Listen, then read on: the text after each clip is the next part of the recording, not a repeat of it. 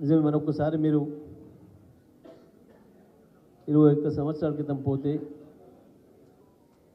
అవల యూనియన్లు ఏముండే ఎట్లా ఉండే టీఆర్ఎస్ పార్టీ ఎట్లయితే పిడికెడు మందుతోని స్టార్ట్ అయిందో టీఆర్ఎస్ కూడా అదే పద్ధతుల్లో కొద్ది మందితోని ప్రారంభమైంది. ఉద్యమ సందర్భంలో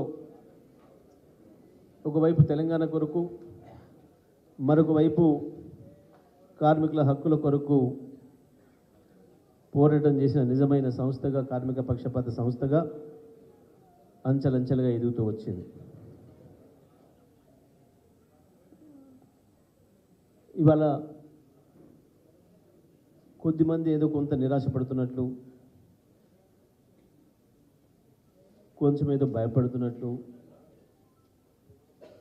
ఏమవుతుందో సంస్థ మనగడి ఏమవుతుందో అవతల వాళ్ళు ఏదో ఆశ పెడుతున్నారు, భయపెడుతున్నారు అని కొంత సందేహంలో ఉన్నట్టున్నారు. కానీ ఒక్కసారి మీ చరిత్రను మీరు తిరిగి చూసుకుంటే మీకు ఎవరో ధైర్యం ఇచ్చే పని లేదు. మీ చరిత్రే మీకు ధైర్యం, మీ చరిత్రే మీకు అండ. ఆనాడు మీది కాని సమస్య అదేదో జీతభత్యాల సమస్య, ఉద్యోగ భద్రత సమస్య, ఇంకొకటి కాంది. వాస్తవానికి రాజకీయ పక్షాలు, రాజకీయ పార్టీలు, నాయకులు చేయాల్సిన పని, తెలంగాణ కొరకు కొట్లాడాల్సిన పనిని ఒక్క టీఆర్ఎస్ పార్టీ తప్ప ఇంకా ఏ పార్టీ కూడా ముందుకు వస్తలేదు. ముందుకు రాకపోవడమే కాదు, ముందుకు వచ్చిన వాళ్ళని దెబ్బకొట్టే ప్రయత్నం చేస్తుంది. తెలంగాణ ఉద్యమానికి ద్రోహం చేసే ప్రయత్నం చేస్తున్నాయి ఆ పార్టీలు, ఆనాడు అధికారంలో ఉన్న పార్టీలు. ఆనాడే మీరు దేనికి భయపడకుండా ఉద్యమానికి వచ్చిన వాళ్ళు, మీది కాని సమస్య కొరకు మీరు త్యాగం చేయడానికి ముందుకు వచ్చిన వాళ్ళు. ఇవాళ ఉన్నోళ్ళు ఎంత లెక్క కాదు. అవాళ ఉన్నది ఎవరు? ఇవాళ ఉన్న వాళ్ళ బాసులు, ఇవాళ ఉన్న వాళ్ళ బాసులు, వాళ్ళు ఉన్నోళ్ళు. వీళ్ళ బాసులకే భయపడకుండా వచ్చిన వాళ్ళకి గీ వీళ్ళంటే ఒక లెక్కనా?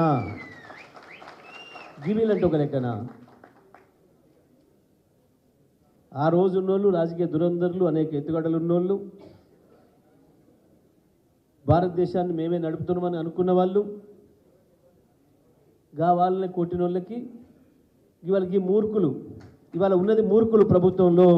వీటికి ఎవరికి ఒక ఆలోచన లేదు, పరిపాలించే చేత కూడా కాదు, పరిపాలన చేసే దమ్ము కూడా లేదు. మేం చేస్తామని ఉరుకొచ్చారు. మాకేంటి ప్రజలారా, మాకేంటి అని అడిగారు. సరే, ప్రజలు ఎందుకు ఆలోచన చేసి వీళ్ళు ఒకటే వృక్తమంటారు కదా, మరి దృక్తమంటారు కదా, ఒకసారి ఇద్దామని ఇచ్చారు. తీర చేతికి ఇస్తే ఎలకలబడ్డారు. పోరా లోపడి కంటే వామ్మో నేమోని బయటకు ఉరికొస్తారు రూమ్లో పోమంటే. గంత చేతగంత దద్దమ్మలు దుంతోనికి ఏమన్నా ఏరడ్డమా నాగలికి?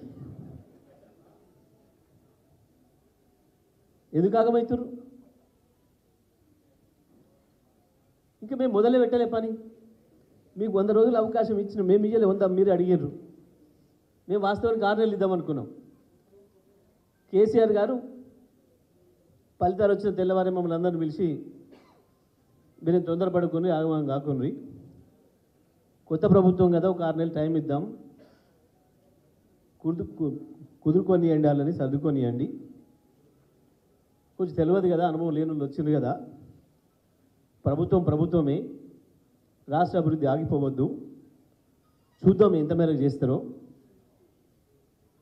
ప్రజల నుంచి వచ్చే స్పందనను బట్టి మనం మాట్లాడదాం, కాస్త ఓపిక ఉండండి అని మా అందరికీ చెప్పాను, మా 39 మంది శాసనసభ్యులందరికీ.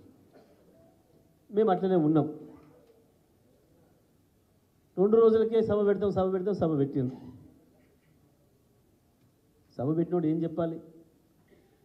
కొత్త ప్రభుత్వంగా ప్రజలు మాకు అవకాశం ఇచ్చిండ్రు, పాత ప్రభుత్వం చేసిన మంచి పనులను మేము కొనసాగిస్తాం, ఆ పథకాలను కొనసాగిస్తాం, లేదా దానికి మించి మేము, వాళ్ళు 10 అంటే మేము 15 ఇస్తానన్నాం, వాళ్ళు 2 ఇస్తుంటే మేము 4 ఇస్తానన్నాం, వాళ్ళు 1,00,000 ఇస్తే మేము 2 లక్షలు ఇస్తానన్నాం, వీటికి అమలు చేస్తాం అని చెప్పుకోవాలి. అది లేదు, ఆ జ్ఞానం లేదు. సభ పెట్టేందుకు అప్పయింది, గెలిచినాక తెలిసింది అప్పయిందని.